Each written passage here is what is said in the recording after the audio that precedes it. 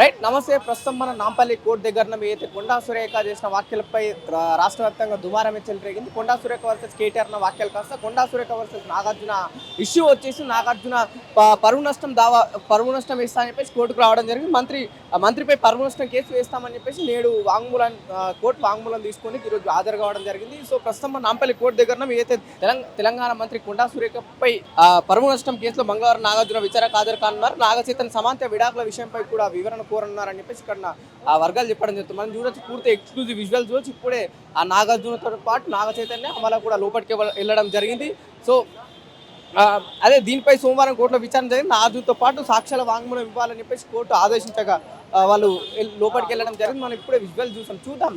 Court ఏ విధంగా చర్యలు తీసుకుంటుంది, ఏ విధమైన విచారణ కోరుతా విషయాలు కూడా మనం వేచి చూడాల్సిన అవసరం ఉన్నది. పూర్తిగా అక్కినేని కుటుంబం మొత్తం కొండా సురేఖ ఇష్యూ పైన అక్కినేని కుటుంబం మొత్తం కోర్టులో పరువు నష్టం దావా వేసి డిఫర్మేషన్ కేసు కూడా వేద్దామని చెప్పేసి వాళ్ళు కోర్టుకు రావడం జరిగింది. అదే విషయంలో కోర్టు కూడా ఈరోజు మంగళవారం రోజు వాళ్ళని కోర్టుకు హాజరు కావాలని పిలిచిందని చెప్పేసి మనకి ఇక్కడ ఉన్న వర్గాలు చెప్తున్నాయి. అయితే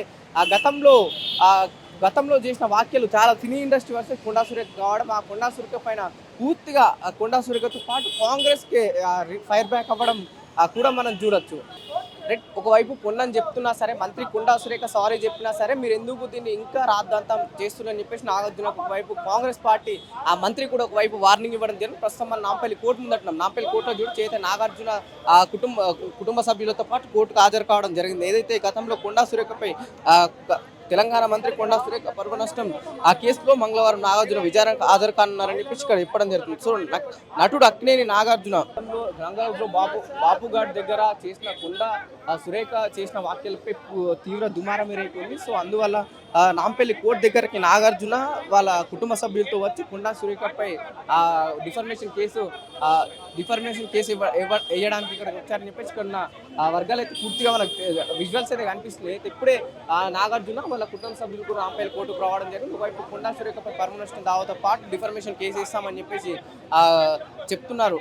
ఇక్కడ చూడాలా కోర్టు ఏ విధమైన చర్యలు తీసుకుంటుంది, నిజంగా కొండా సురేఖ పైన చర్యలు తీసుకుంటుందా.